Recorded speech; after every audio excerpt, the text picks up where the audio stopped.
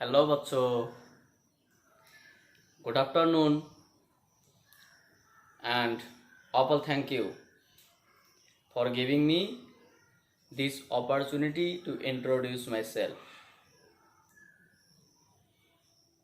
I hope all my pyari bachcho are okay. Today we will discuss the new and interesting topic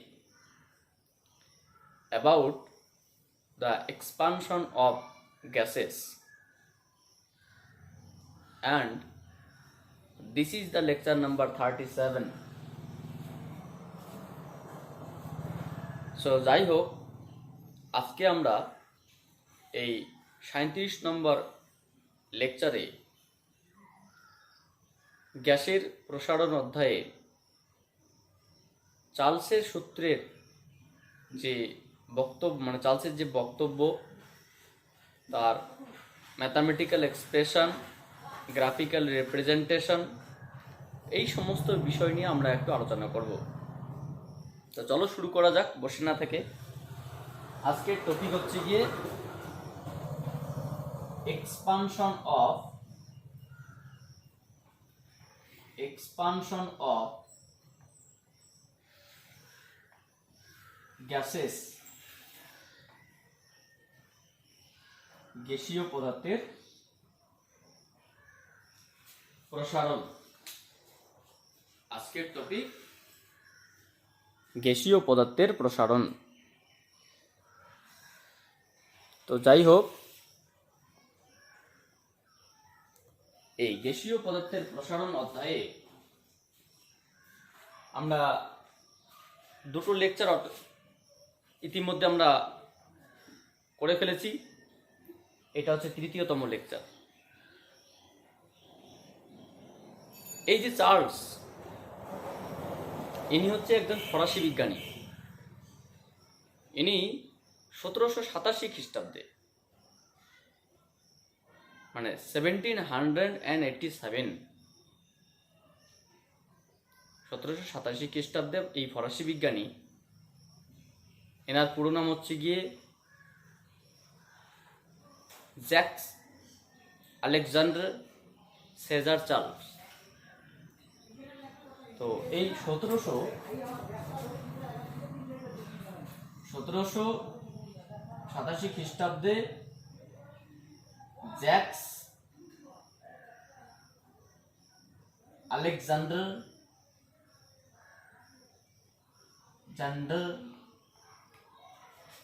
সেজার Charles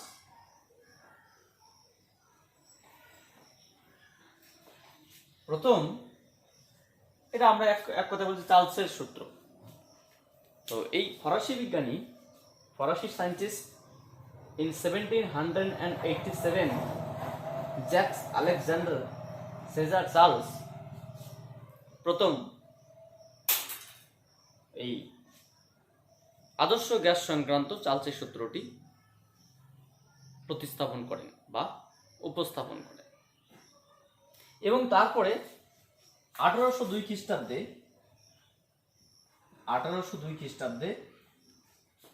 scientist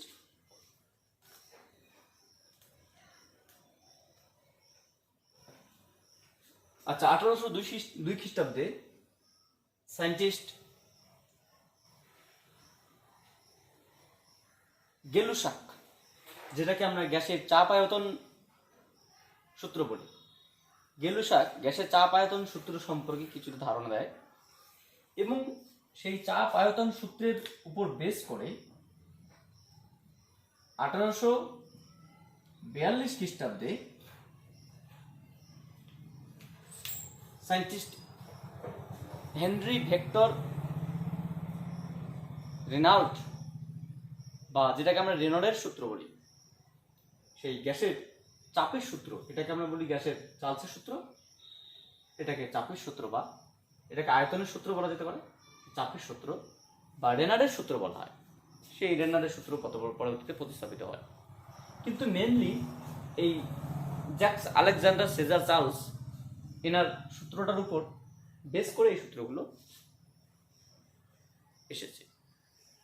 এই সূত্রগুলোতে বিশেষ কিছু কিছু নতুনত্ব নেই, বলতে গেলে পুরোটাই চার্লসের ক্রেডিট। তো যাই হোক, scientist Jacks Alexander Cesar Charles প্রথম কি বলছিল? সায়েন্টিস্ট JACC প্রথম বলেছিল যে ইনার বক্তব্যটা হচ্ছে গিয়ে, যদি একটি পাত্রের মধ্যে কিছু পরিমাণ আইডিয়াল গ্যাস নেওয়া হয়, আইডিয়াল গ্যাস, এবং ওই আইডিয়াল গ্যাসটির প্রতিটি মৌলের ভর সমান, প্রতিটি কণার ভর সমান, এবং প্রত্যেক পয়েন্টের গ্যাসের চাপ সমান, যদি এই দুটোকে ধ্রুবক রাখা হয়, তাহলে সায়েন্টিস্ট চার্লস প্রথম বলেছে যে স্থির চাপে নির্দিষ্ট ভরের কোনো গ্যাসের, স্পেশালি আইডিয়াল গ্যাস, কোনো গ্যাসের 0 ডিগ্রি সেলসিয়াস উষ্ণতায় যা আয়তন হয়,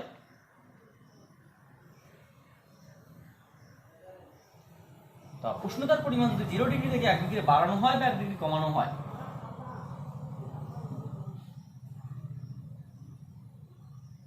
তাহলে সেই গ্যাসের আয়তন কত হবে? যে 1/273 অংশ, প্রাথমিকের 1/273 অংশ, মানে 0-র 1/273 অংশ বাড়তেও পারে, কমতেও পারে। এটা হচ্ছে ওনার বক্তব্য। এবার সেটাকে আমরা যদি একটু সাজিয়ে গুছিয়ে লিখি, তাহলে কি দাঁড়াবে? কোনো নির্দিষ্ট ভরের, স্থির চাপে নির্দিষ্ট ভরের কোনো গ্যাসের আয়তন 0 ডিগ্রি সেলসিয়াস উষ্ণতায় যা হয়, উষ্ণতার পরিমাণ 1 ডিগ্রি বৃদ্ধি বা হ্রাস করলে সেই গ্যাসের আয়তন প্রাথমিক আয়তনের 1/273 অংশ বাড়ে বা কমে। If we take some ideal gas and the mass and pressure should be constant, then the volume of this ideal gas at 0 degree Celsius is V0. This is the fundamental volume. If the temperature rises from 0 degree Celsius, either increasing 1 degree Celsius or decreasing 1 degree Celsius from 0 degree Celsius, then the volume of the ideal gases should be increases or decreases of the fundamental volume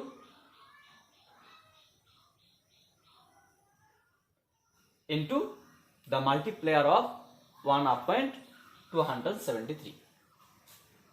so যাই হোক, তো এটা হচ্ছে চার্লসের সূত্রের প্রথম বক্তব্য। ঠিক আছে, তাহলে আমরা যদি বিষয়টাকে লিখি, তাহলে কি দাঁড়াবে? আমরা এখানে এই যে চার্লসের সূত্রটা কি, চার্লসের সূত্রের গাণিতিক রূপটা কি, এবং সেখান থেকে কতগুলো গ্রাফিক্যাল রিপ্রেজেন্টেশন, এই সমস্ত বিষয়গুলো জানবো, এবং পরবর্তী লেকচারে জানার চেষ্টা করবো যে চাপের সূত্রটা কি, তারপরে গ্যাসের দুটি স্থির চাপে এবং স্থির আয়তনে গ্যাসের দুটি আপেক্ষিক তাপ আছে, সেই আপেক্ষিক তাপ গুণাঙ্ক বা স্থির চাপে আয়তন প্রসারণ গুণাঙ্ক, স্থির আয়তনে আয়তন প্রসারণ গুণাঙ্ক, সেই সমস্ত বিষয়গুলো নিয়ে আমরা একটু আলোচনা করবো পরবর্তীতে। তো এখানে কি লিখতে পারি যে কোনো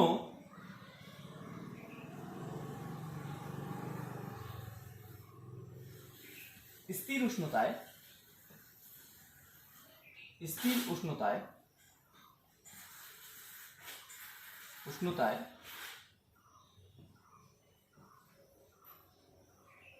নির্দিষ্ট ভরে,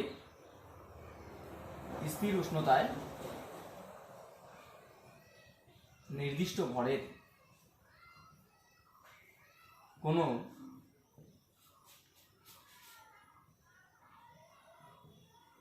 গ্যাসের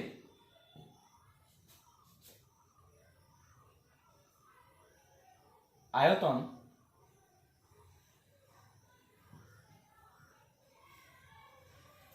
(0°C) যা হয়, কমা ওই উষ্ণতার পরিমাণ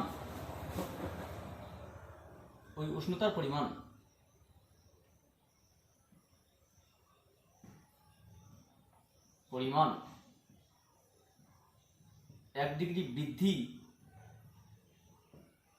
বা হ্রাসের দরুন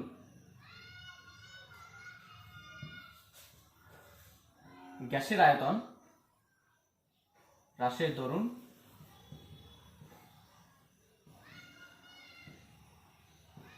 গ্যাসের আয়তন প্রাথমিক আয়তনের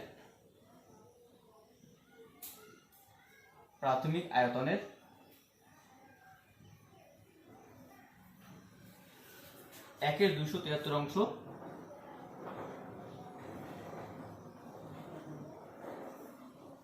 বৃদ্ধি বা হ্রাস পায়। এটা হচ্ছে প্রথম বক্তব্য, ঠিক আছে? যেটা প্রপোজাল চার্লস যেটা এটা বলেছিল সেই বক্তব্যটা। এবার এনার এই বক্তব্যের উপর বেস করে সমস্ত বিষয়টা অবশ্য আসবে। তো এখানে আমরা যদি এটাকে একটু ব্যাখ্যা করার চেষ্টা করি, সিগনিফিকেন্স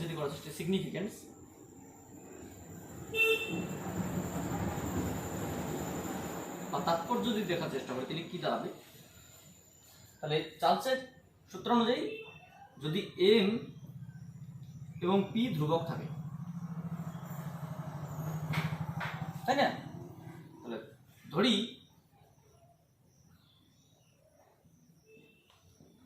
স্থির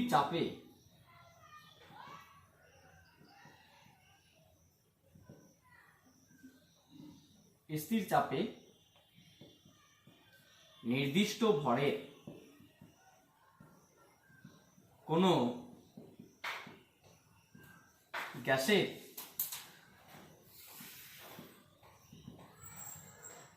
আয়তন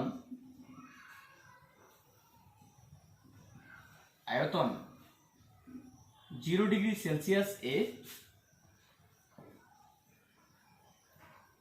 হয় V0।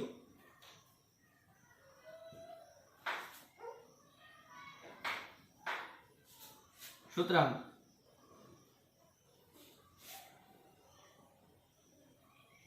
সুতরাং 1°C প্লাস 1°C ওই গ্যাসের আয়তন বৃদ্ধি পায়।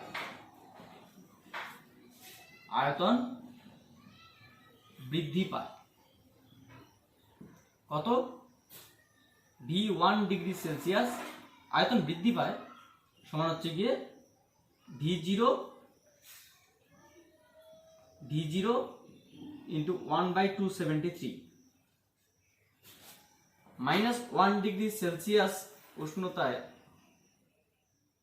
মানে হ্রাসে ওই গ্যাসের আয়তন হ্রাস পায় -V0/273 প্লাস 2°C উষ্ণতায় ওই গ্যাসের আয়তন বৃদ্ধি পায় V0/273 2V0/273 মানে এক কথা হচ্ছে V0 ইন্টু আমরা লিখতে পারি যে V0 2/273 -2°C উষ্ণতায় ওই গ্যাসের আয়তন হ্রাস পায়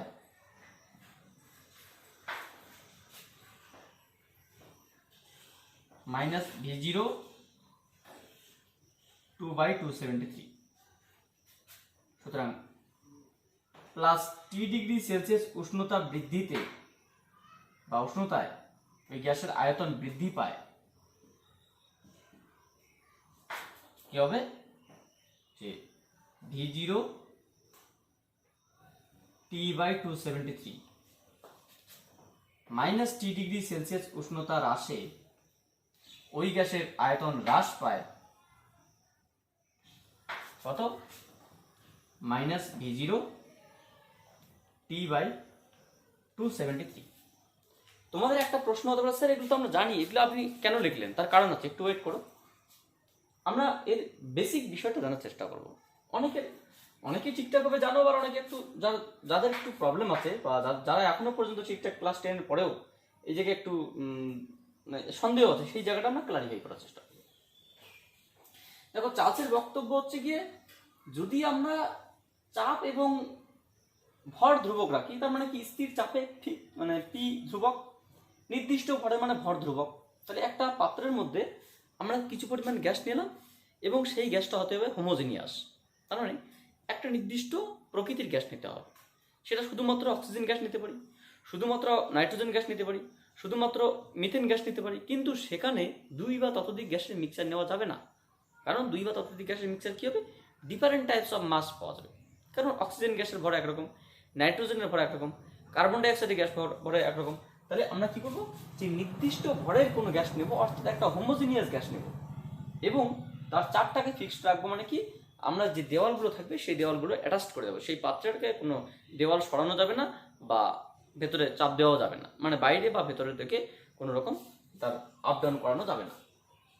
একটা নির্দিষ্ট আয়তন পাত্র, নির্দিষ্ট আয়তন বলছি না আমরা, মানে তার চাপটা ফিক্সড রাখছি। দেখো, এখানে চাপ ফিক্সড রাখা মানে একটা জিনিস আমরা বলছি, এখানে চাপ ফিক্সড রাখা মানে এমনটা নয় যে দেওয়ালটাকে ফিক্সড রাখা, ঠিক আছে? চাপ ফিক্সড রাখা মানে হচ্ছে গিয়ে গ্যাসের চাপ নির্দিষ্ট, ঠিক আছে? আমরা একটু পর আবার বুঝতে পারবো। ধরেন একটা পাত্রের মধ্যে কিছু পরিমাণ গ্যাস আছে, এরকম একটা পাত্রের মধ্যে কিছু পরিমাণ গ্যাস আছে, ঠিক আছে? এখানে একটা পিস্টন সিলিন্ডার আছে, পিস্টন বসানো আছে সিলিন্ডারের মধ্যে, এখানে কিছু পরিমাণ গ্যাস আছে, এখানে একটা পিস্টন আছে, ঠিক আছে? আমরা কি করলাম, পিস্টন আছে, সেই এখানে যে গ্যাসীয় মলিকুলগুলো আছে, সেই গ্যাসীয় মলিকুলগুলো একটা নির্দিষ্ট, তার মানে কি তাদের ভর নির্দিষ্ট। এবার এখানে কি বসানো, এখানে কি চাপানো আছে, এখানে ধরো তোমার হচ্ছে 500 গ্রাম একটা ওয়েট, 500 গ্রাম কোনো একটা ভর এখানে চাপানো আছে, একটা পাথর বসানো আছে। তাহলে কি এখানে একটা নির্দিষ্ট চাপ প্রয়োগ করে উপর থেকে, এগুলো ফিক্সড, এটা মুভ করতে পারবে, এদিকে মুভ করতে পারবে, তাহলে কি এই পিস্টনটা আপ ডাউন করতে পারবে। তাহলে 500 গ্রাম দেওয়া যাবে, একটা নির্দিষ্ট চাপ দেওয়া আছে। এখানে একটা আয়তন কত আছে, এখন যখন উষ্ণতা এখন তোমার হচ্ছে T is equals to 0 degree Celsius, তখন আয়তন হচ্ছে তোমার V0। এখানকার গ্যাসের যে ভেতরকার আয়তন, সেই আয়তনটা কত, V0। আমরা কি করলাম, এই পাত্রটিকে আমরা কি করলাম, বাইরে একটা বার্নার দিয়ে হিট করতে শুরু করলাম, বা একটা টেম্পারেচার কন্ট্রোলার দিয়ে এটাকে টেম্পারেচারটাকে আমরা কন্ট্রোল করে 1 ডিগ্রি সেলসিয়াস করলাম। তার মানে কি 0 ডিগ্রি থেকে আমরা কি করলাম, 1 ডিগ্রি করলাম, তার মানে 1 ডিগ্রি বৃদ্ধি করলাম। তাহলে সেই গ্যাসের আয়তন আগে ধরে নাও কত ছিল, আগে ধরে নাও তোমার 1000 সেমি কিউব ছিল, ঠিক আছে? আগে কত ছিল, 1000 সেমি কিউব। এখন কতটা হবে, এখন সেই গ্যাসের আয়তনটা একটু বেড়ে যাবে, কিন্তু চাপ কিন্তু ধ্রুবক। আয়তন বেড়ে যাবে, কিন্তু তার মানে কি, যখন আমরা এখানে তাপ দেবো গ্যাসটা প্রসারিত হবে। কারণ আমরা জানি তাপ প্রয়োগে যে কোনো কঠিন তরল গ্যাসীয় পদার্থ, যে কোনো পদার্থ তার প্রসারিত হয়, আয়তনে প্রসারিত হয়। তাহলে যেহেতু গ্যাসের কোনো নির্দিষ্ট আকার বা আকৃতি নেই, তাই এর দৈর্ঘ্য বা মানে ক্ষেত্র প্রসারণ ঘটনা নেই, শুধুমাত্র আয়তন প্রসারণ হচ্ছে। তাহলে আমরা কি করলাম, প্রথমত চাপটা ফিক্সড রাখলাম, ফিক্সড রেখে তার প্রাথমিক আয়তন 0 ডিগ্রিতে এরকমটা। আমরা যখন উষ্ণতা 1 ডিগ্রি বৃদ্ধি করলাম, তখন কি হবে, গ্যাসটা প্রসারিত হবে, কারণ উষ্ণতা নিয়ে এনার্জি লাভ করলো। প্রসারিত হলে এবার কোথায় যাবে, প্রসারিত হলে তো এইদিকে দেওয়ালগুলো সরবে না, তাহলে এই পিস্টনটার উপর একটা ঊর্ধ্বমুখী বল প্রয়োগ করবে। আর পিস্টনের উপর যখন ঊর্ধ্বমুখী বল প্রয়োগ করবে, পিস্টনের উপর তো আমরা এক্সট্রা আর কোনো ভর চাপাচ্ছি না, 500 গ্রামই দেওয়া আছে। তাহলে এই ঊর্ধ্বমুখী বলের জন্য এই কিন্তু একটু উপরের দিকে সরে যাবে, অর্থাৎ আয়তনটা প্রসারিত হবে, কিন্তু চাপ ধ্রুবক আছে। কারণ এখানে কিন্তু আমরা এখানে কিন্তু কোনো ওয়েট চেঞ্জ করছি না, যদি ওয়েট চেঞ্জ করি তাহলে চাপ চেঞ্জ হবে। তাহলে কি আসলো, এখানে নির্দিষ্ট ভরের গ্যাস আছে এবং তার চাপটা ফিক্সড আছে। এইভাবে যদি উষ্ণতা বাড়ানো হয় তো এটা প্রসারিত হবে, অর্থাৎ এটা সরে যাবে, উষ্ণতা কমানো হয় তো এটা সরে আসবে। তাহলে এইরকম আয়তন বৃদ্ধি পেতে পারে, হ্রাস পেতে পারে। এবার ওনার বক্তব্যটা হচ্ছে গিয়ে যে এখানে নির্দিষ্ট ভরের একটি গ্যাস নেওয়া হয় এবং এখানে চাপ যদি ফিক্সড রাখা হয়, তাহলে 0°C যে আয়তন হবে যা থাকবে আর কি সেটাকে ওরা বলছে V0। V0 1000 সেমি কিউব হতে পারে, 500 সেমি কিউব হতে পারে, যে কোনো কিছু একটা হতে পারে। তাহলে 0°C উষ্ণতায় এখানে যে পরিমাণ গ্যাসের আয়তন থাকবে সেই গ্যাসটিকে যদি আমরা 0° থেকে 1° উষ্ণতা বৃদ্ধি করি, সেই গ্যাসের উষ্ণতা যদি 0° থেকে 1° বৃদ্ধি করি, তাহলে সেই গ্যাসের আয়তন কি প্রসারিত হবে? প্রসারিত তো হবে, কিন্তু কতটা প্রসারিত হবে? প্রশ্ন হচ্ছে কতটা প্রসারিত হবে। 1° বৃদ্ধি করলে প্রাথমিকের এতটুকু অংশ বাড়বে, আগে যা ছিল তার থেকে এতটুকু অংশ বৃদ্ধি পাবে। দেখো এটা কিন্তু মোট আয়তন নয়, প্রাথমিক 0°তে এটা তো আছেই, 1° দেওয়ার জন্য এতটুকু বাড়লো, 1° কমালে এতটুকু কমবে, মানে 1000 সেমি কিউবের থেকে এতটুকু বাড়লো বা এতটুকু কমলো। 2° বাড়ালে কি এতটুকু বাড়বে, 2° কমালে কি এতটুকু কমবে, T° বাড়ালে এতটুকু বাড়বে, T° কমালে এতটুকু কমবে। তার মানে কি 1° উষ্ণতায় বা 1°C ওই গ্যাসের আয়তন বৃদ্ধি পায়, মোট আয়তন নয়। 1°C উষ্ণতায় ওই গ্যাসের আয়তন বৃদ্ধি পায় কতটা? এতটা। 1° হ্রাসে এতটা, 2° বৃদ্ধিতে এতটা, হ্রাসে এতটা, T°তে এতটা এবং T° হ্রাসে এতটা। তাহলে এবার যদি তোমাকে প্রশ্ন করা হয় তাহলে 1°C উষ্ণতা বৃদ্ধিতে গ্যাসের মোট কত আয়তন হয়? আরে 0°তে তো আয়তন এটা আছেই, তাহলে 1° বৃদ্ধির জন্য এতটুকু বৃদ্ধি পেয়েছে, তাহলে মোট আয়তন হবে 0° আয়তন প্লাস 1° বৃদ্ধির আয়তন। তাহলে মোট আয়তন কত হবে? এটা প্লাস এটা। আমরা সেই বিষয়টাই আমরা লিখবো। তাহলে কি দাঁড়ালো বিষয়টা এখানে? তাহলে আমরা বলতে পারি সুতরাং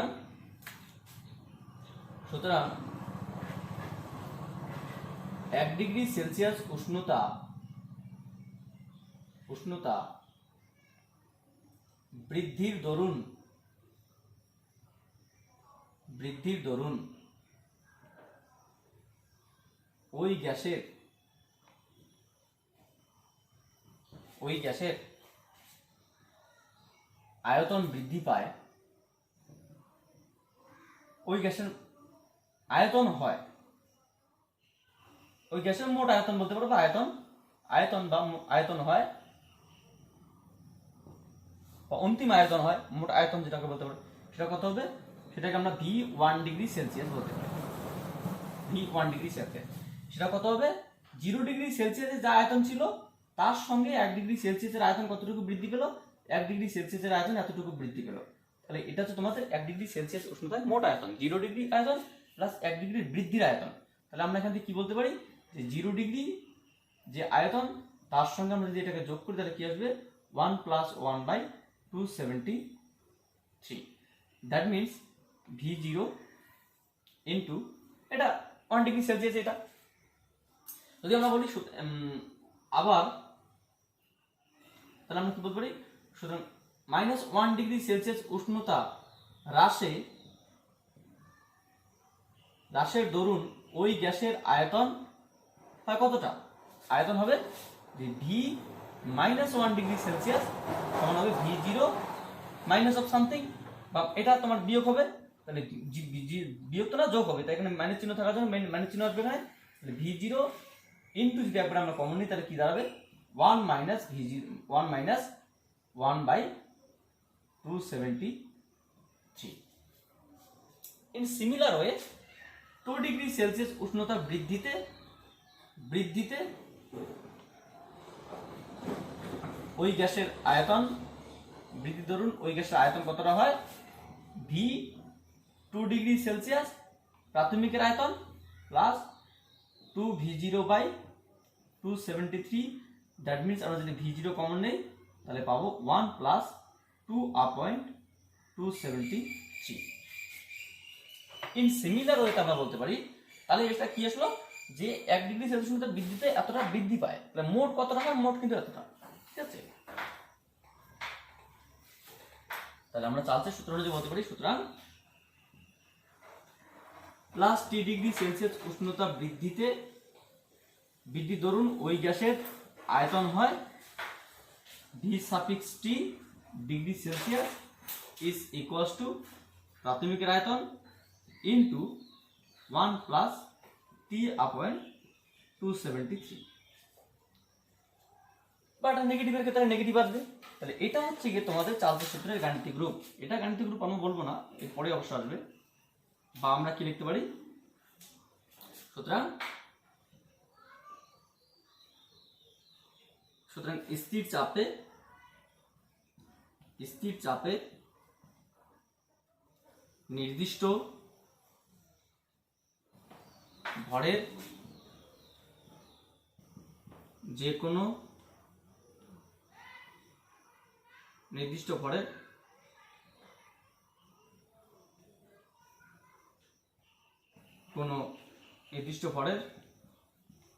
কোনো গ্যাসের উষ্ণতা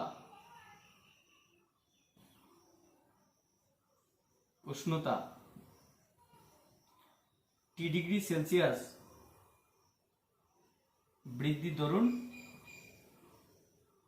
বৃদ্ধির দরুন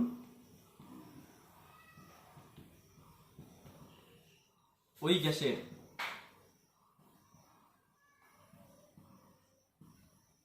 অন্তিম আয়তন হয়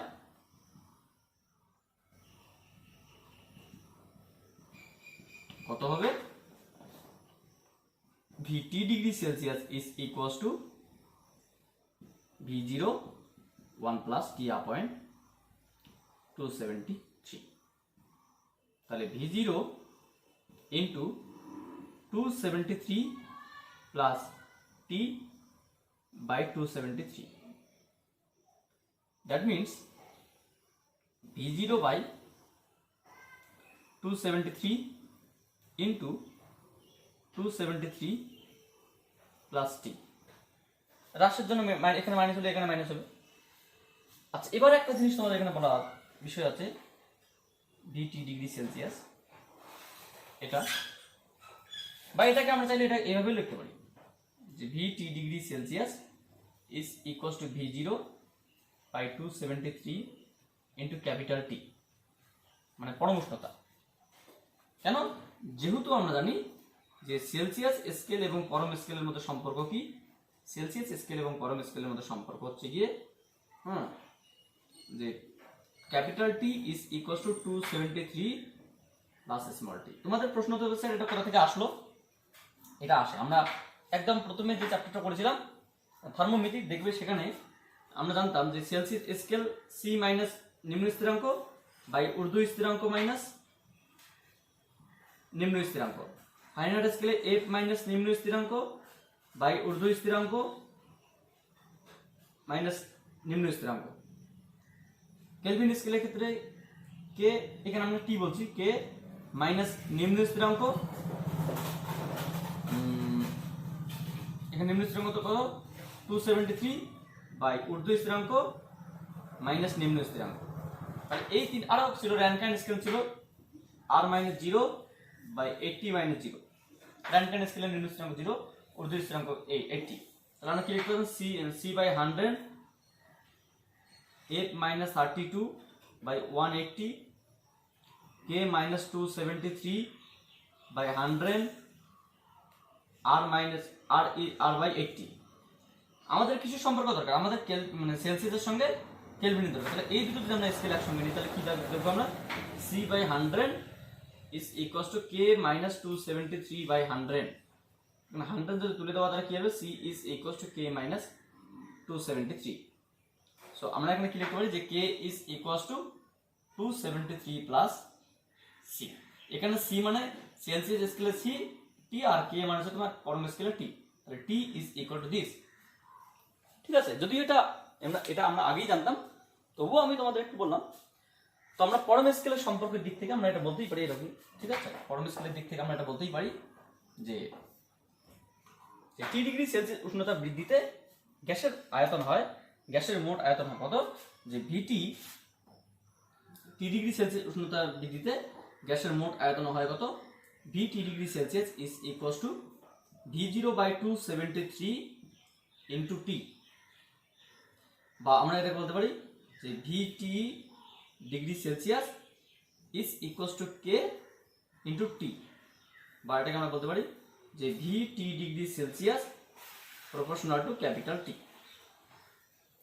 তাহলে গ্যাসের আয়তন পরম উষ্ণতার সঙ্গে সম্পর্ক। This is the mathematical formation of Charles law. এটি হচ্ছে চার্লসের সূত্রের গাণিতিক রূপ। দেখো এখানে একটা বিষয় আছে, তাহলে আমরা কি দেখলাম, চার্লসের বক্তব্য হচ্ছে গিয়ে যদি কোনো একটি নির্দিষ্ট ভরের এবং স্থির চাপে কোনো একটা গ্যাস নেওয়া হয় তাহলে সেই গ্যাসের আয়তন 0 ডিগ্রিতে যেটা হবে, উষ্ণতা 1 ডিগ্রি বৃদ্ধিতে এতটুকু অংশ বৃদ্ধি পায়, 2 ডিগ্রি বৃদ্ধিতে এতটুকু অংশ বৃদ্ধি পায়, 1 ডিগ্রি হ্রাসে এতটুকু অংশ হ্রাস পায়, মানে এতটুকু হ্রাস পায়, 3 ডিগ্রিতে এতটুকু বৃদ্ধি পায়, V0 ইন্টু সামথিং। তাহলে 1 ডিগ্রি সেলসিয়াসে গ্যাসের মোট আয়তন এতটা, 2 ডিগ্রি 1 ডিগ্রি হ্রাসে এতটা, 2 ডিগ্রি বৃদ্ধিতে এতটা এবং 3 ডিগ্রি বৃদ্ধিতে এতটা। তাহলে আমরা বলতেই পারি যে স্থির চাপে নির্দিষ্ট ভরের কোনো গ্যাসের উষ্ণতা যদি 3 ডিগ্রি বৃদ্ধি করা হয় তাহলে সেই 3 ডিগ্রি বৃদ্ধির দরুন ওই গ্যাসের অন্তিম যে আয়তন, মানে অন্তিম মানে কি, প্রাথমিক আয়তন প্লাস বৃদ্ধির আয়তন, 3 ডিগ্রিতে একটা বৃদ্ধি ঘটবে, তাহলে অন্তিম আয়তন কতটা হবে, যে প্রাথমিক আয়তন প্লাস অন্তিম আয়তন, দ্যাট মিনস বৃদ্ধি আয়তন, দ্যাট মিনস অন্তিম আয়তন কত, V0 ইন্টু সামথিং। এটা কিন্তু লসগু করে এরকম তার। এবার এটা কি, যে কেলভিন স্কেল এবং আমরা যদি সেলসিয়াস স্কেলের সম্পর্ক দেখি তাহলে এটা কি কেলভিন পার্ট, তাহলে কেলভিন স্কেলের পার্ট এটা আসবে, তাহলে এটাকে আমরা কেলভিনের পার্ট হচ্ছে টি দিয়ে যদি প্রকাশ করি তাহলে এটা হচ্ছে কি চার্লসের সূত্রের দুটোই গাণিতিক রূপ। এটা হচ্ছে আয়তন in terms of Celsius scale, volume in terms of Celsius scale and volume in terms of Kelvin scale. তাহলে কি এটা কি চার্লসের সূত্রের গাণিতিক রূপ, এটা কি চার্লসের সূত্রের গাণিতিক রূপ তোমার কেলভিন স্কেল অনুযায়ী, সরি সেলসিয়াস স্কেল অনুযায়ী, চার্লসের সূত্রের গাণিতিক রূপ কেলভিন স্কেল অনুযায়ী। এবার তোমাদের এই যে বিষয়টা আসলে এখানে মাঝখানে একটা পয়েন্ট, যে V0/273, V0/273, এই V0/273 কে আমি কে লিখলাম, হঠাৎ করে আমি কেন লিখলাম, এটা কিন্তু ধ্রুবক। দেখো আমি প্রথমে বলেছিলাম যে একটা পাত্রের মধ্যে যদি কিছু পরিমাণ গ্যাস নেওয়া হয় এবং সেই পাত্রের মধ্যে গ্যাস নেওয়ার পরে যদি আমরা সেই পাত্রের কি করি, যে চাপটাকে আমরা ফিক্সড রাখি, গ্যাসের ভরটাকে আমরা ফিক্সড রাখি, তাহলে 0 ডিগ্রি সেলসিয়াস উষ্ণতা যদি নেওয়া হয়, তাহলে 0 ডিগ্রি সেলসিয়াস উষ্ণতা যদি নেওয়া হয়, T is equal to 0 degree Celsius, তাহলে সেই গ্যাসের আয়তন কত হবে, V0। দেখো এই V0টা কিন্তু একটা ফিক্সড ভ্যালু, এখানে বোঝার চেষ্টা করো যে এটা কিন্তু একটা ফিক্সড ভ্যালু। কেন ফিক্সড ভ্যালু, তার কারণ একটা চাপ চেঞ্জ হবে না, ভর মানে গ্যাসের ভর চেঞ্জ হবে না, মানে কি ভর এবং চাপ ফিক্সড, মানে কি গ্যাসের যেহেতু গ্যাসের যদি নেচার চেঞ্জ না হয় বা গ্যাসকে যদি চেঞ্জ করা না হয়, একটা নির্দিষ্ট গ্যাস থাকবে, তাহলে একটি নির্দিষ্ট গ্যাসের জন্য 0 ডিগ্রিতে একটা ওইটুকু পরিমাণ একটা নির্দিষ্ট আয়তনের ক্ষেত্রে আয়তন ফিক্সড হবে, এটা ফিক্সড, মানে 0 ডিগ্রিতে এটা আয়তন নির্দিষ্ট। এবার যদি আমরা এই চাপে এবং এই ভরের একটা গ্যাস নেওয়া হয় তাহলে আয়তন নির্দিষ্ট হবে, ঠিক আছে। তাহলে এটাকে আয়তন নির্দিষ্ট মানে কি, এটা V0 নয়, এটাকে তুমি চাইলে বলতে পারো এটা সাপোজ ধরো না তোমার হচ্ছে গিয়ে 1000 সিসি, তার উপর বৃদ্ধি বা হ্রাস পাবে।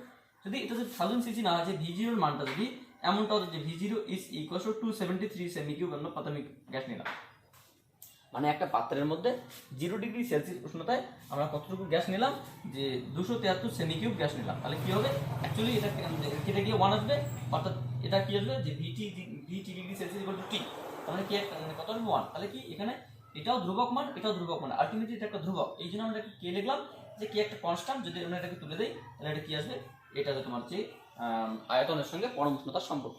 অ্যাকচুয়ালি চার্লসের সূত্রের যে গাণিতিক রূপ বা তার ম্যাথামেটিক্যাল এক্সপ্রেশন এটাই, ঠিক আছে, আয়তনের সঙ্গে পরম উষ্ণতা দিয়ে প্রকাশ করা হয়, তাহলে গ্যাসের উষ্ণতা পরম উষ্ণতা দিয়ে প্রকাশ করা হয়, এটা অ্যাকচুয়াল রূপ নয়, এটা আমরা সেলসিয়াস স্কেলে বলতে পারি, এটা কেলভিন স্কেলে, কিন্তু অ্যাকচুয়ালি প্রকৃতপক্ষে যে চার্লসের সূত্রের যে আয়তনের সঙ্গে উষ্ণতার পরিবর্তন সেটা হচ্ছে এটা। তো এটাই হচ্ছে তোমাদের চার্লসের সূত্রের ম্যাথামেটিক্যাল এক্সপ্রেশন।